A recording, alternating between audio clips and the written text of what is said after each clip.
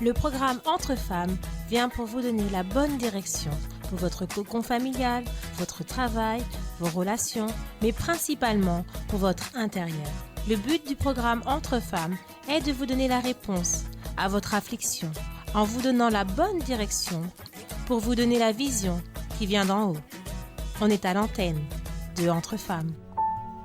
Chers amis, bienvenue à notre émission Entre femmes, la première émission de l'année 2026 après une veillée extraordinaire que nous avons eue. Et j'ai ici de retour après une semaine. Monique, ça va Monique? Ça va madame, grâce à Dieu. On a eu cette veillée qui est extraordinaire de renouvellement de nos vœux devant Dieu parce que nous sommes en 2026 et c'est l'année de la force. Et 2026 commence très fort parce que l'esprit que nous sommes en train de recevoir à l'église parle au sujet du fait que nous devons lutter pour rester dans ce royaume de lumière qui est face au royaume de ce monde qui est rempli de ténèbres. Et le mal veut tout faire pour essayer de nous étouffer. Et c'est pourquoi cette rencontre que nous avons eue le 31 décembre, à partir de 22h, il y a eu bien entendu d'autres activités qui étaient un petit peu avant, mais jusqu'au fait de participer à la Sainte Seine et de rompre ce moment dans la présence de Dieu, a été extraordinaire pour nous renouveler, nous fortifier et pouvoir ainsi bien démarrer cette année 2026 avec cet esprit et cette conscience.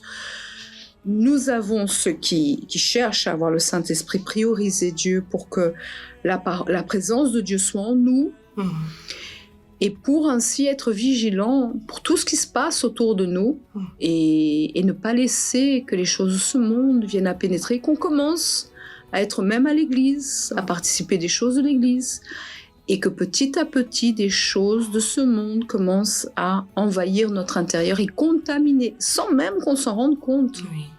C'est bon, déjà mon retour de la veille, c'était au-delà de ce qu'on attendait. On a tellement travaillé pour que toute l'église soit là, la force jeune et tout. Et c'était un moment extraordinaire, surtout le moment de la recherche du Saint-Esprit, le moment de la Sainte Seine.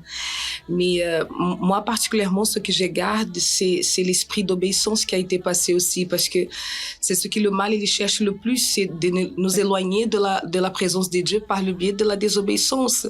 Donc, en montrant les choses de ce monde, comme vous avez bien dit, et ce qui arrive énormément à l'église, c'est être à l'église, corps physique, mais avec une vie, une pensée complètement contraire de ce qu'est la parole de Dieu. Et c'est vrai que c'est des choses qui viennent petit à petit. Des fois, la personne, elle arrive à l'église, dans ses débuts, elle obéissait tout, elle se posait pas de questions, mais petit à petit, dès que on va dire, la personne, elle vient à l'église, elle avait la corde au cou, mais dès que la chose, elle commence à aller un peu mieux, on commence à penser qu'on peut faire notre propre choix, les choses ne sont pas bien comme ça, et on voit que c'est comme ça que le diable, il arrive à agir dans la pensée des personnes, et quand la personne, elle va s'apercevoir, elle est déjà loin de la présence de Dieu. Donc, pour démarrer cette année de 2026, et être dans la présence de Dieu, le secret, c'est vraiment obéir à Dieu. Peu importe ce qui se passe, sans se poser des questions, Dieu il a dit, on obéit et c'est tout. Et ce dimanche, même là à Paris, on était dans la prière, même pour la famille, et on avait déterminé, nous sommes là le premier dimanche de l'année 2026, et nous voulons et nous déterminons avec ton peuple aussi, cette épouse qui est là, qui lutte en faveur de son mari, cette mère qui lutte en faveur des enfants, ou vice-versa, le mari, le père, ou les enfants, parce qu'il y a beaucoup de jeunes aussi qui sont à l'église et qui n'ont pas les parents qui sont là et qui luttent, qu'au nom de Jésus, nous puissions être là tous le dernier dimanche de l'année 2026 en famille et que nous puissions porter beaucoup de fruits afin que notre famille soit aussi gagnée, sauvée. Parce que la famille, comme on l'a déterminé même au niveau de la veillée, cette onction qui est faite, cette protection, c'est quelque chose que le diable vise pour pouvoir détruire. Parce que lorsqu'on détruit l'équilibre au niveau de la famille, on va détruire bien entendu la personne. Comment quelqu'un peut être bien si elle a des situations délicates au niveau de la famille? Il n'y a pas cette structure. Déjà dans le monde, elle a tellement de problèmes au travail, des situations qui arrivent, des problèmes financiers, des problèmes de santé, des problèmes partout qui puissent exister. Si en plus chez elle, elle est bombardée par des problèmes, le mal a sa visée exactement pour détruire et renverser la personne. C'est pourquoi l'un des secrets merveilleux que la parole nous indique, et c'est pourquoi on a commencé à mettre en force aussi la parole de Dieu, c'est de mettre le Seigneur Jésus à la première place, Dieu à la première place dans notre vie. Et c'est pourquoi, même en Matthieu 22, 37, il est dit « Tu aimeras le Seigneur ton Dieu de tout ton cœur, de toute ton âme et de toute ta pensée. » Lorsque la personne, elle met Dieu à la première place et dans sa vie, elle, tout son cœur, toute son âme et toute ta pensée, il n'y a pas de petit endroit, petit espace pour que le diable vienne à s'infiltrer parce qu'on donne notre tout à Dieu et on veut le mettre à la première place. Donc, nous allons au-delà de ce que ce monde peut nous apporter, des difficultés qui puissent arriver. Et on voit que le diable, il utilise beaucoup la famille pour pouvoir nous toucher. Parce que c'est vrai, comme vous avez bien dit, c'est notre structure. Si on peut être bien à l'extérieur, au travail, avec les amis, mais quand tu rentres chez soi, s'il n'y a pas la paix de Dieu, c'est le déséquilibre total. Donc c'est là où le mal, il travaille pour pouvoir agir. Des fois, bon, nous qui sommes avec la Force Jeune, on voit beaucoup ça parmi les jeunes, quand on parle de pardon, quand on parle de faire votre part pour pouvoir montrer Dieu dans votre vie, et ainsi les parents vont venir aussi à Dieu. On voit qu'il y a beaucoup cette difficulté. Mais quand la personne, elle comprend vraiment qu'elle met Dieu en première place, et lorsqu'elle fait aussi pour sa famille, elle est en train de faire pour Dieu, c'est une sémence qu'elle est en train de planter devant Dieu qui, au moment venu, elle va récolter ses fruits. Une fois que la personne comprend ça, elle a tout. Et on voit aussi que des fois, il y a beaucoup, par exemple, des mamans, les épouses qui des fois mettent leur mari, leurs enfants à la place où Dieu il devait être placé.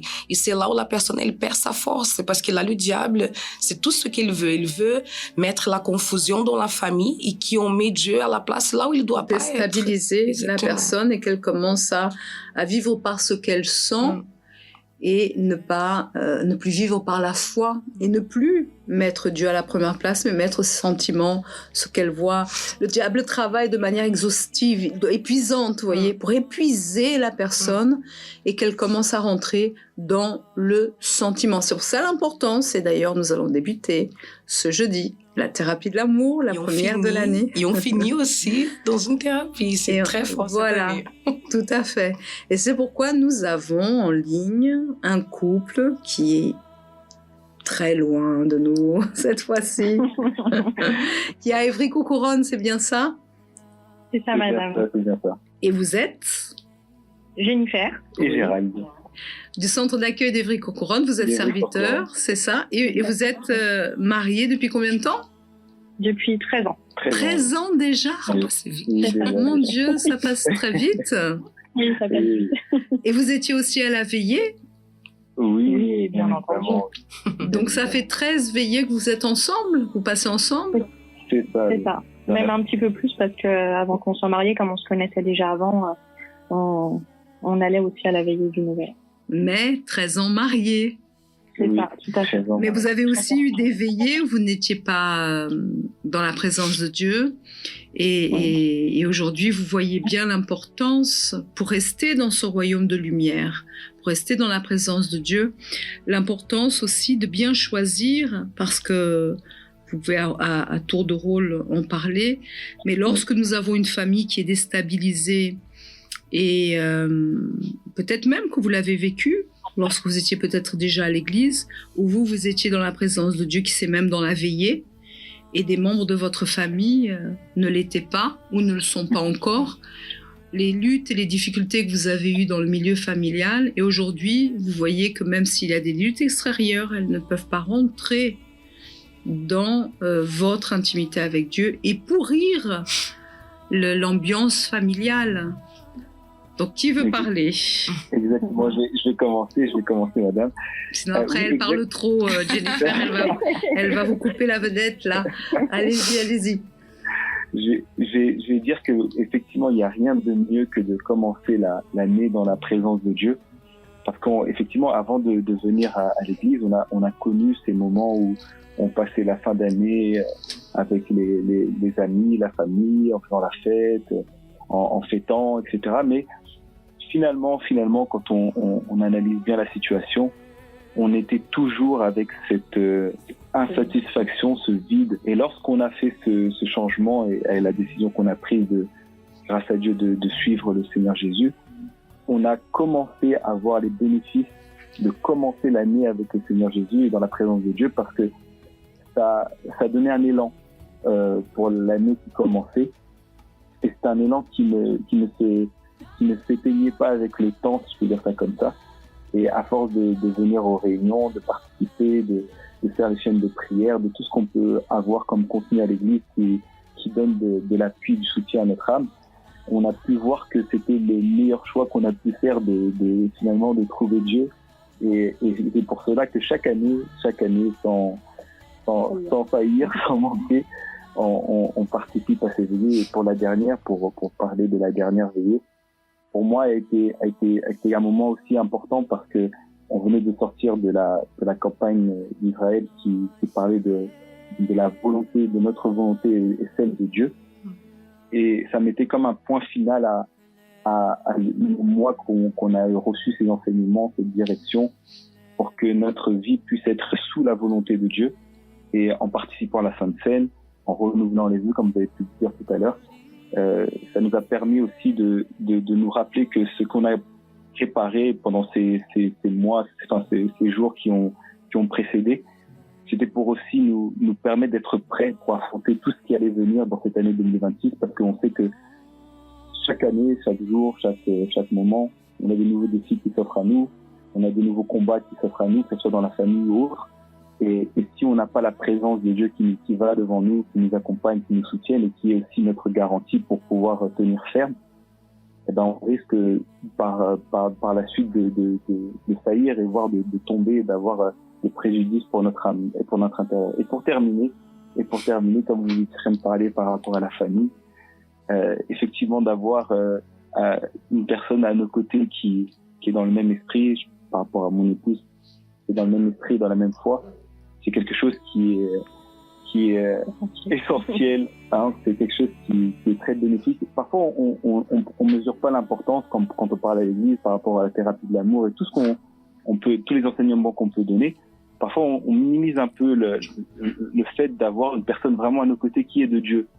Parce que lorsque les problèmes arrivent, le facteur du Saint-Esprit dans la vie de chacun d'entre nous, c'est ça qui fait que le couple tient, le couple affronte, le couple surmonte toutes les difficultés. Et pour terminer, ça me fait penser au fameux triangle, le fameux triangle avec la base de Dieu. Plus on est proche l'un de l'autre de Dieu, plus on est proche forcément l'un de l'autre. Plus on se rapproche de la base, de la pointe de ce triangle qui est Dieu, plus on est proche l'un de l'autre, et c'est ce qui fait aussi notre force. Et ça, c'est important dans le fait aussi de souligner que c'est pas seulement quelqu'un qui est à l'église, parce que beaucoup veulent trouver quelqu'un à l'église. Mais le fait d'être à l'église ne veut pas dire que nous soyons dans le royaume de paix, de Dieu, que nous ayons la même vision, la même intimité. Parce qu'imaginez, et ça c'était la question qui m'est venue à l'esprit quand vous étiez en train de parler, la personne elle est à l'église et elle choisit quelqu'un parce qu'elle est à l'église, etc.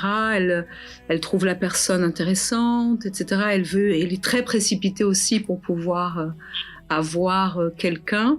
Finalement on s'unit, mais au quotidien, les luttes qu'il va y avoir, tant de la famille d'un côté, elle apporte les luttes, elle apporte les difficultés de la famille, elle apporte les problèmes de la famille dans le foyer familial, au lieu de les laisser à l'extérieur de la porte et de laisser le Saint-Esprit les résoudre.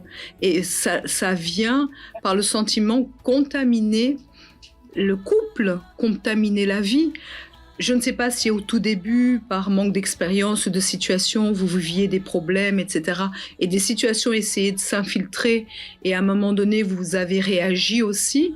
Mais il y a des personnes qui veulent seulement quelqu'un qui l'écoute, qu'ils voient et mélangent toutes choses et finissent par pourrir leur propre couple alors que Dieu veut refaire tout à nouveau et donner une nouveauté de vie à ces deux personnes. Est-ce que vous avez eu des choses au cours de votre mariage par manque d'expérience, des situations qui ont essayé d'infiltrer, c'est-à-dire ce monde, le monde des ténèbres, le monde qui est là, essayer d'infiltrer cet havre de paix que Dieu a voulu que vous puissiez recréer ensemble? Oui, bien sûr, madame, c'est arrivé plusieurs fois. Au début de notre mariage, on était à l'église, on était tous les deux à l'église, mais par manque, de sagesse, et de pratique des enseignements surtout, le royaume, on était dans le royaume de Dieu, mais le royaume des ténèbres voulait s'infiltrer avec beaucoup de situations, par exemple, qu'on pouvait rapporter à la maison, des situations familiales principalement, où on avait des problèmes dans la famille, etc., que on rapportait en fait à notre famille. Vous voyez, c'était vraiment ce qu'on mettait dans notre famille.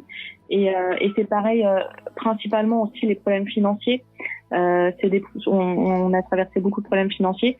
Et ces situations-là, en fait, elles sont rentrées dans notre couple, dans notre mariage, pour justement, en fait, commencer à vouloir détruire notre mariage. Petit à petit, des petites choses, parce que, du coup, c'était très difficile, comme on a déjà expliqué. Et ces situations financières-là, en fait, c'était comme si c'était, maintenant avec du recul, on peut comprendre ça. C'est comme si c'était le royaume des ténèbres, en fait, qui voulait s'infiltrer dans le petit coin de paradis que le Seigneur Jésus avait créé pour nous. Et bien sûr que là maintenant, au jour d'aujourd'hui, on doit veiller, en fait. On doit veiller dans chaque situation, parce que le royaume des ténèbres est tellement envahissant que, comme mon mari disait, si en fait chacun de notre côté, on n'est pas accroché à Dieu, parce qu'en fait on peut s'aimer très fort, on peut être bien tous les deux, mais si chacun de notre côté on n'est pas accroché à Dieu pour former ce triangle avec Dieu, eh bien notre base elle est détruite en fait. Parce que le mal, Monique, il n'est jamais satisfait, surtout lorsqu'il voit qu'il y a deux personnes qui commencent à se souder, à vouloir créer, à vouloir plaire à Dieu. Il va s'infiltrer, il a toujours un regard pour détruire. Donc si nous ne sommes pas vigilants, le fait d'être ensemble, de se marier, que tout se passe bien, n'est pas suffisant. C'est une guerre au quotidien pour réellement sacrifier l'un à l'autre, parce que vous, Jennifer, vous devez bien entendu analyser les choses qui viennent à votre pensée, les paroles que vous allez dire, les attitudes que vous allez prendre, pour pas apporter un poids à votre époux. À mon mari. Et vous aussi, Monsieur Gérald,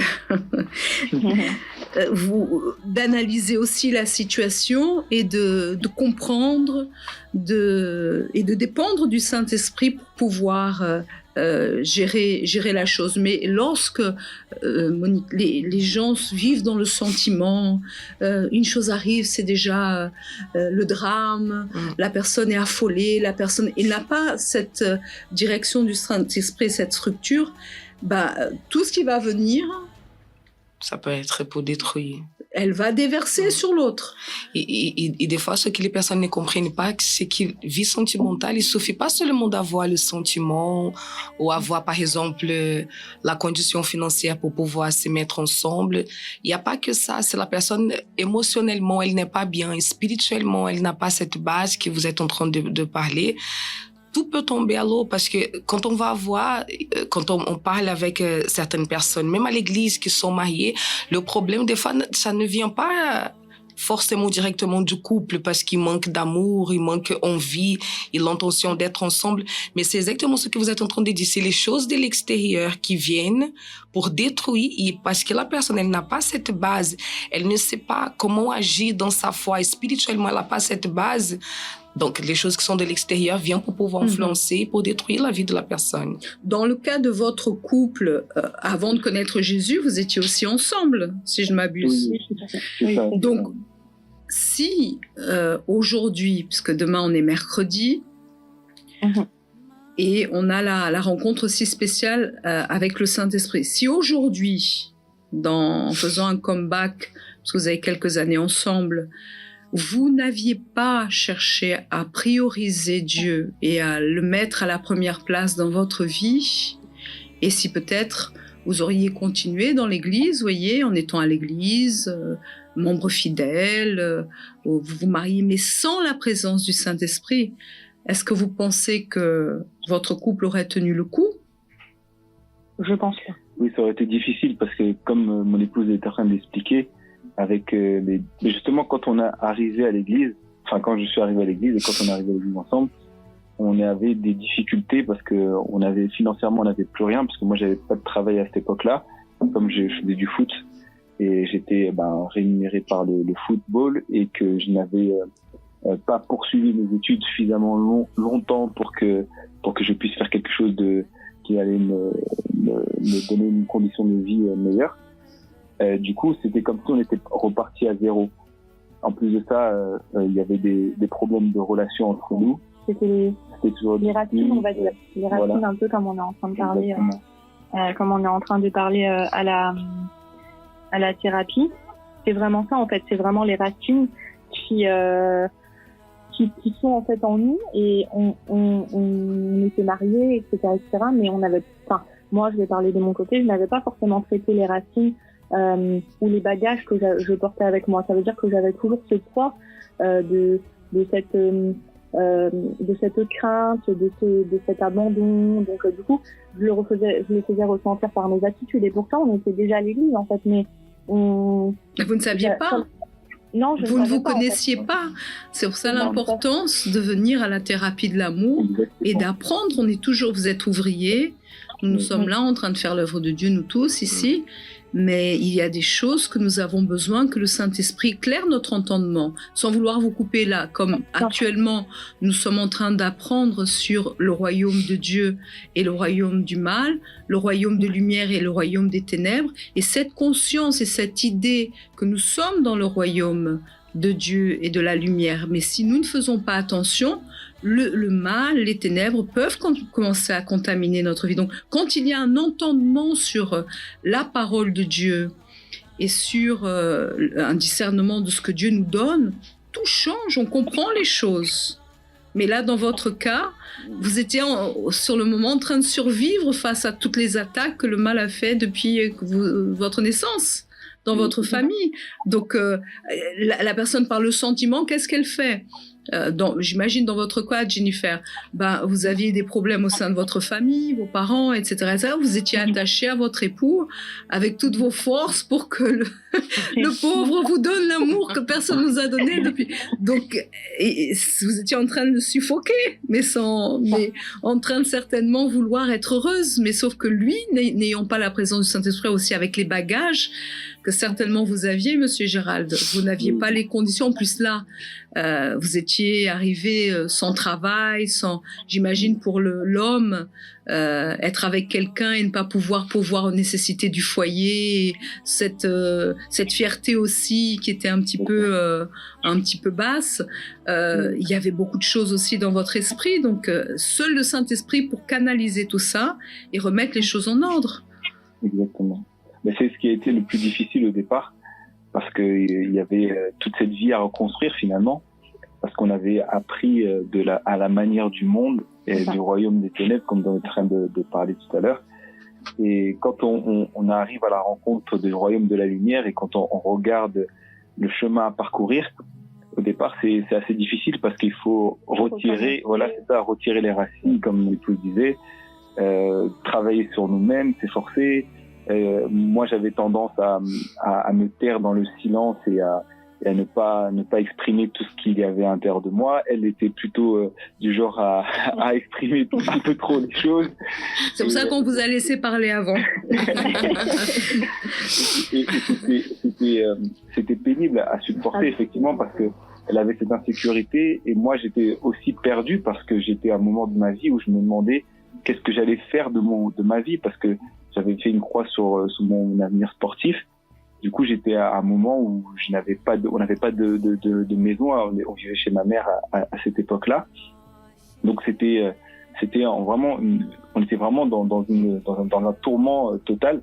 Et lorsqu'on a rencontré, et c'est ce qui a fait toute la différence, lorsqu'on a rencontré la parole de Dieu et surtout quand on a pris conscience qu'on en avait besoin, c'était pas simplement des informations qu'on avait reçues et qu'on devait recevoir, mais qu'on avait besoin de cette parole au quotidien pour nous relever finalement. Et c'est ce qui a fait toute la différence parce que je me rappelle qu'au début, on était presque en train de perdre le fil de notre vie. Comme si on était au bord de la rupture, si je peux dire ça comme ça. Mm-hmm. Parce qu'il y avait tellement de situations qui arrivent dans tous les sens. Et finalement, ce qui nous a fait sortir de là, c'est qu'on a commencé à faire confiance en ce que la parole disait, les promesses que Dieu nous disait dans sa parole, qu'il fallait lui être obéissant, que par notre obéissance, il allait nous bénir, il allait ouvrir les portes, il allait transformer notre vie, notre situation. Et à force de vivre ces expériences qu'on a commencé à vivre avec Dieu, de voir des signes de la manifestation du pouvoir de Dieu dans notre vie, et là on a compris que l'essentiel, finalement, ce n'est pas simplement de résoudre le problème, mais c'est d'avoir le Saint-Esprit qui donne la condition de résoudre tous les problèmes. Et là, c'est à ce moment-là qu'on a fait le travail, voilà, on a discuté, on a fait ce travail en nous-mêmes, que le plus important, ce qu'on devait assurer, premièrement, c'était d'avoir le salut de notre âme, donc d'avoir le Saint-Esprit à l'intérieur de nous. Parce que les problèmes, Dieu va les résoudre. Le plus grand problème, c'est de demeurer dans sa présence et réellement faire de lui notre tout. Parce que s'il voit que si nous faisons de lui notre tout, chercher son royaume premièrement et sa justice, et le reste, il va le déverser sur notre vie de la meilleure manière qu'on en pense. Mais je vais me tourner vers Jennifer aussi, qui veut parler. On sent qu'elle veut parler. Jennifer. Pour terminer aussi, parce que lorsque vous étiez dans cette condition, et quand on est dans le sentiment, dans la difficulté, on est dans le flou, on voit ni même aucune porte de secours, ni même une petite ouverture qui est là pour pouvoir passer. On voit que le désespoir, et on veut déverser ça sur le désespoir. Et j'imagine sur le moment même, votre époux, en passant aussi ses luttes, ses difficultés, il y a cette envie de parler. Mais en fin de compte, ça résolvait quoi, cette situation-là de rester dans le brouillard de ce sentiment? Parce que le sentiment est horrible et terrible s'il n'y a pas la voix du Saint-Esprit à nous diriger. Et c'est quelque chose qu'on doit réellement faire attention. C'est pour ça que le royaume des ténèbres essaye de toujours venir à travers une pensée, un sentiment, pour ne pas retomber dans cette même problématique.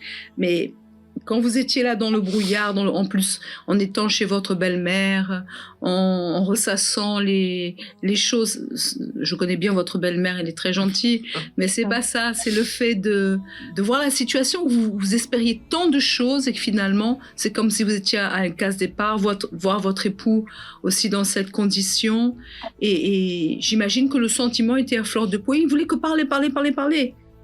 C'est ça, c'est exactement ça, en fait, j'étais vraiment...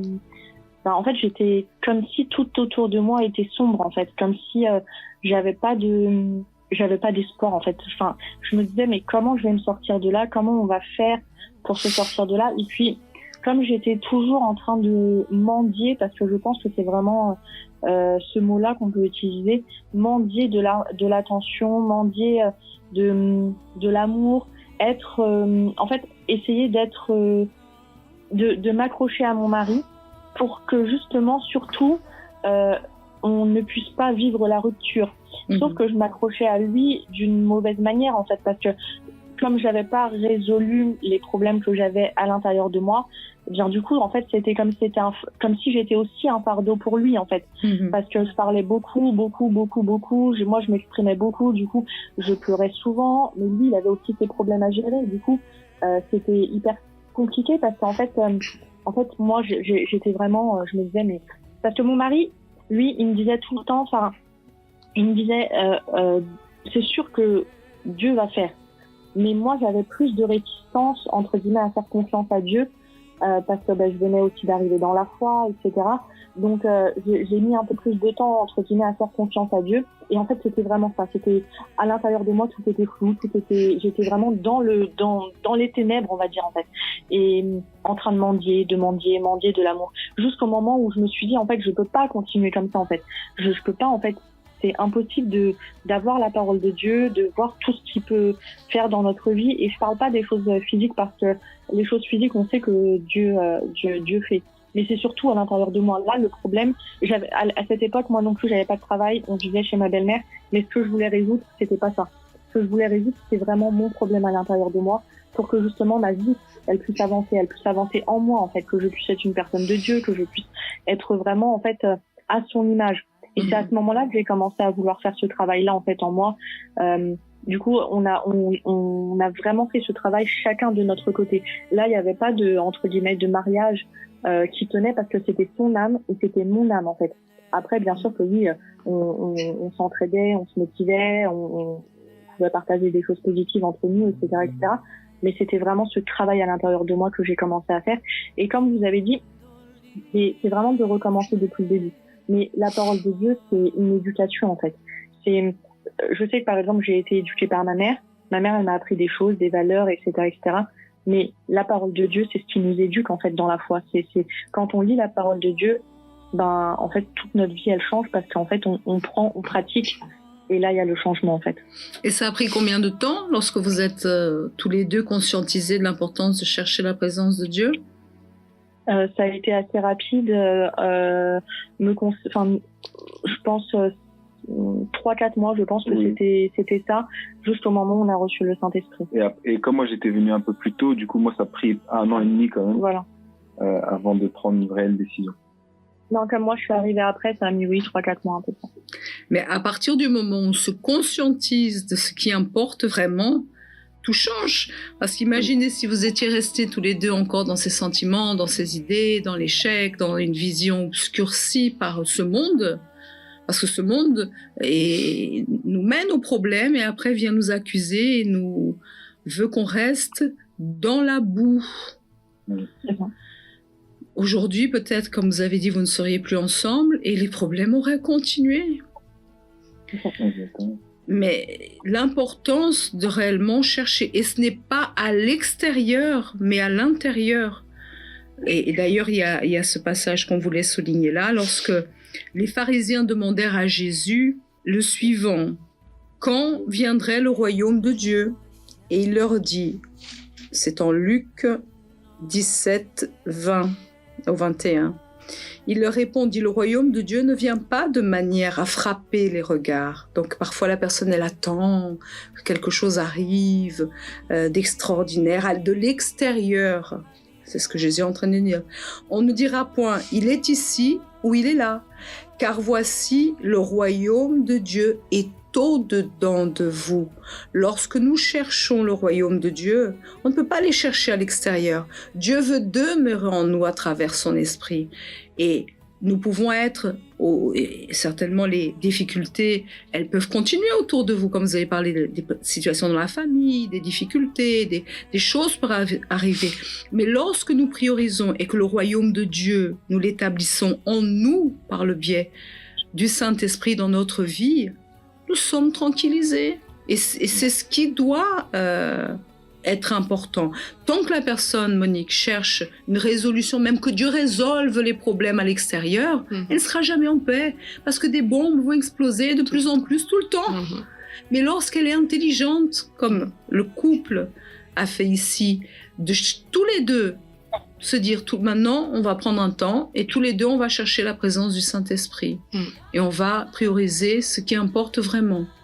Le Saint-Esprit vient, demeure et là il commence à ressouder la chose et là ça fait 13 ans C'est ça. que vous êtes toujours ensemble et un jeune couple aujourd'hui, même nous on est 13 ans déjà, un couple de 13 ans aujourd'hui, Monique. Ça existe un jeune presque couple, jamais. c'est très rare. 13 jours peut-être, 13 heures peut-être, mais 13 ans. Pourquoi? Parce que vous avez priorisé le fait de chercher le royaume de Dieu en vous. E c'est ce que Dieu il cherche, même au sein de l'église, parce que des fois la personne, quand elle vient à la thérapie, quand elle cherche et rêve d'avoir une famille bénie, quand elle entend les témoignages comme ça, mais c'est tout ce que Dieu il veut, c'est être glorifié dans la vie de couples ou des femmes qui sont encore célibataires, des hommes qui sont encore célibataires. Mais la question c'est, est-ce que la personne elle a aussi la disposition pour pouvoir obéir à Dieu, pour mettre Dieu en première place? Enfin, laisser sa volonté de côté pour pouvoir faire la volonté de Dieu, parce que c'est là... On veut avoir des nuages, des témoignages comme ça, de plus en plus. Et on croit, et on est en train de lutter pour cela. Mais c'est ce que la personne elle doit avoir comme conscience. Elle doit avoir cette disposition à l'intérieur de soi pour pouvoir laisser sa volonté de côté. Des fois, la personne, elle vient à la thérapie, elle cherche, elle a cette vision, je vais avoir quelqu'un, quand est-ce que je vais trouver quelqu'un? Mais elle cherche le verre d'eau. Mais ce qu'elle doit chercher, c'est vraiment la source de cette eau-là. Et après... beaucoup d'autres verres d'eau vont venir. Tout ce que nous réalisons à l'église, c'est pour mettre Dieu en évidence dans notre vie. Il est en nous et notre vie doit témoigner cela, le mariage. Tout doit témoigner Jésus, pas autour de nous, mais en nous. La manière comme nous réagissons, la manière comme... Parce que, par exemple, vous avez des situations aussi au niveau de la famille, mais aujourd'hui, ça ne vous affecte pas. Dans les difficultés, il faut qu'ils voient cette différence. Exactement. Et c'est ce qui importe. Et c'est comme cet homme qui trouve une perle dans un champ. Il vend tout pour prendre ce champ, pour avoir cette perle, ce trésor. Et nous ne pouvons pas négocier avec le monde, avec l'esprit de ce monde de ténèbres et laisser s'infiltrer quoi que ce soit pour commencer à détruire notre vie. Et c'est pourquoi vous êtes, j'imagine, tous les mercredis, les dimanches, c'est ça ? Ferme dans la présence de Dieu, en train de chercher. Et demain, mercredi, vous allez être aussi à Évry-Courcouronnes ? Oui, tout à fait. À 19h30. À Évry-Courcouronnes. C'est toujours au 507, place des Champs-Élysées ? Toujours au 507. Ça n'a pas bougé. Ça n'a pas bougé. Très bien. Et certainement, vous serez aussi le jeudi, j'imagine, à la thérapie de l'amour ? Ah oui, bien sûr, on ne manque pas ces enseignements qui nous ont beaucoup aidés, qui continuent encore aujourd'hui de nous aider vraiment dans notre mariage. Et il faut continuer à veiller et à prier parce que le monde veut s'infiltrer. On ne peut pas être ces vierges qui deviennent après folles, insensées. Elles sont déjà dans le royaume. Moi, j'imagine que ces vierges, les vierges, toutes étaient des bonnes vierges. Sauf qu'à un moment donné, elles ont lâché prise. Elles ont commencé à regarder l'éclat de ce monde, à se relâcher. À se relâcher et à perdre l'huile. Et là, l'esprit de ce monde a certainement commencé à s'infiltrer. Donc c'est pour ça que Dieu fait cette différence entre les deux, parce qu'elles étaient persuadées qu'elles étaient vierges, et quand le prince allait venir, l'époux allait venir, elles allaient être sauvées. Elles étaient sûres, mais comment je suis à l'église ? Je suis dans le royaume de Dieu, comment je ne vais pas être sauvée ? Mais lui, il était en train de s'épuiser. Et ça, c'est le danger, parce que ça doit être tout à fait le contraire, parce que plus on connaît Dieu, plus on veut savoir de lui, plus on veut... la thérapie, comme on dit souvent, c'est notre deuxième dimanche aussi. Le jeudi, c'est très important. Et on voit comment c'est la porte pour notre vie, comment c'est la... Et c'est pas j'ai appris un jour et après c'est fini. C'est vraiment... Les enseignements, ça se renouvelle chaque jeudi. Donc, c'est triste quand la personne, elle dit « Ah non, ça, je suis déjà bien, donc c'est pas pour moi. » Et qui parle de thérapie, parle des autres jours de la semaine aussi. Ouais. La personne qui pense « Ah, délivrer un jour, délivrer pour toujours. J'ai plus besoin de venir à l'église le vendredi. » Et c'est comme ça que la personne, elle laisse de veiller. Et l'huile commence à diminuer de plus en plus. Quand elle va avoir, l'époux vient. Et malheureusement, beaucoup sont ceux qui vont rester. C'est pour ça qu'on jumelle aussi la vie spirituelle avec la vie sentimentale, parce que la personne, je vais me marier, je veux marier, je veux avoir la présence du Saint-Esprit, j'ai le Saint-Esprit. Mais après, on laisse le Saint-Esprit s'éteindre. C'est comme dans un couple, vous êtes 13 ans mariés, mais si là, je connais déjà mon mari, je connais déjà mon épouse, et on n'évolue pas ensemble, les choses s'éteignent. Donc, il faut avoir réellement cette vigilance et ce désir réellement de laisser le Saint-Esprit au contrôle de toutes choses et nous enseigner à chaque fois comment devenir meilleur et lui ressembler plus et s'appuyer dans cela pour pouvoir aussi témoigner aux autres qu'il existe un chemin, une vérité pour avoir la vie et être heureux. Qui veut terminer? Bah écoutez, non, c'est ça. C'est vraiment, on doit en fait veiller en fait chaque jour, parce que comme vous avez dit, il y a le royaume de Dieu, mais il y a aussi le royaume des ténèbres, et on peut pas se dire que on a déjà 13 ans de mariage ou que ça fait 14 ans qu'on est à l'église ou qu'on est serviteur ou autre. En fait, ça n'a rien à voir aux yeux de Dieu. En fait, Dieu ne regarde pas ça en fait, et on doit toujours le prioriser et prioriser notre âme en fait, malgré le mariage, malgré tout, malgré qu'on soit serviteur, c'est notre âme en priorité. Et ensuite le reste viendra en fait.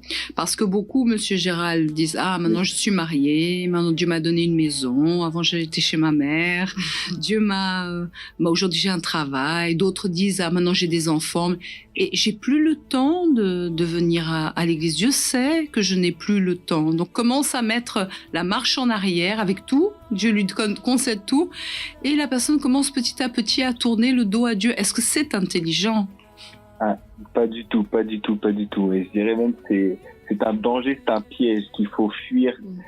Parce que non, le plus important effectivement, c'est de garder notre premier amour, je peux dire ça, notre connexion avec Dieu, parce que moi, je dis toujours que si j'ai aujourd'hui tout ce que j'ai et tout ce que je peux avoir encore à projeter dans ma vie, c'est simplement par la grâce de Dieu, parce que si je remets les choses dans leur contexte et je repars depuis le début, s'il n'y aurait pas la présence de Dieu à l'intérieur de moi qui m'a donné cette condition que j'ai aujourd'hui, je n'aurais jamais pu atteindre ce niveau-là. Donc, pour rien au monde, il faut échanger ça. Au contraire, il faut insister tous les jours, faire en sorte que la parole s'accomplisse, donc chercher d'abord le royaume et la justice de Dieu et que tout le reste, Dieu s'en occupe, s'en charge. Avoir confiance en Dieu en quelque sorte. Tout à fait, mais beaucoup finissent par dire aujourd'hui c'est fatigant d'aller à l'église, quelle fatigue de chercher Dieu. Imaginez, Dieu donne tout, renouvelle tout, et aujourd'hui quelle fatigue, comment on m'a lâché. Mais quelle fatigue. Et Dieu sait, Dieu comprend. Et ça, c'est l'un des pièges que le mal veut réaliser. Mais n'oublions pas qu'aujourd'hui, nous sommes... Oui, ce soir, aujourd'hui, nous sommes mardi. Ce soir, on a aussi la connexion fan. On va aussi donner continuité aussi à ce qui s'est passé dans la vie. Donc, il y aura plein de choses qui sera préparées pour ce soir. Donc, sur les réseaux de la FGU. Et vous serez branchés? Oui. D'habitude, on vous voit de temps en temps ici aussi sur le plateau de la connexion. On va en parler avec le pasteur Isaac et on va voir l'agenda et pour que vous puissiez venir l'un de ces jours quand vous aurez aussi... Avec plaisir. C'est déjà fixé pour 2026. Oui. Pour montrer aux jeunes qu'il existe un amour intelligent et qu'il faut lutter. Ça tombe pas du ciel en tout cas, n'est-ce pas? Écoutez, ça a été un plaisir de vous avoir ici sur les plateaux de l'Entre-Femmes, sur la radio positive, ce premier mardi de l'année pour clôturer cette veillée, parce que ce que nous voulions, c'est pas dire bonne année, meilleurs vœux, bonne année. La bonne année, elle se construit avec des attitudes intelligentes, être veillé, prier, parce que sinon la bonne année, ça va être le 31, mais le premier, déjà à midi, il y a déjà ce problème, comment je fais? La personne oublie tout. La personne doit être vigilante et doit construire la chose et demeurer dans ce royaume de paix et qui doit être en nous, pas à l'extérieur de nous, parce qu'à l'extérieur, c'est le royaume des ténèbres. Mais en nous, on doit préserver cette lumière qui va illuminer tout autour de nous, si nous prenons le bon choix. Merci infiniment. Saluez tout le peuple d'Évry-Courcouronnes. Et nous serons mardi prochain ici. Monique? Oui, madame. Certainement. Prendre déjà le rendez-vous sur la radio positive en continuant cette année et avec des témoignages extraordinaires comme celui de ce couple que nous avons eu encore aujourd'hui. Merci infiniment pour votre participation. Merci à vous. Que Dieu vous bénisse. Que Dieu vous bénisse. Et à très bientôt. Au revoir. Au revoir.